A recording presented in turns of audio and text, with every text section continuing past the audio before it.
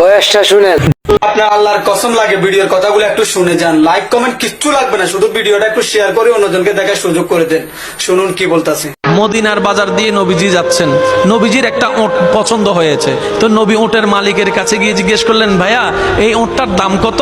ওই দামাদামি হলো, নবী সে দামে কিনতে রাজি হলেন, কিন্তু নবীর কাছে তখন অর্থ ছিল না। তখন নবীজি ওনাকে বললেন, আপনি আমাকে ওঁটটা দেন, আমি এখনই গিয়ে আপনার সেই প্রাপ্যটা পাঠিয়ে দিচ্ছি।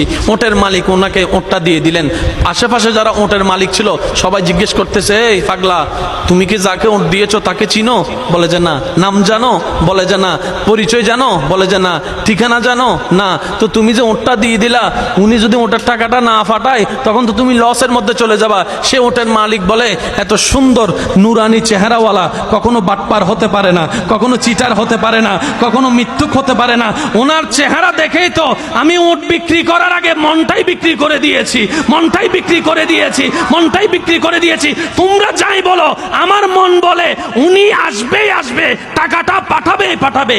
এই কথা বলতে না বলতে কিছুক্ষণ পরে নবীজির একজন সাহাবা এসে বলছেন, একটু আগে একজন ওট নিয়ে গিয়েছেন, কাছ থেকে ওটের মালিকটাকে একটু দেখতে চাই। উনি বলে যে আমার থেকে।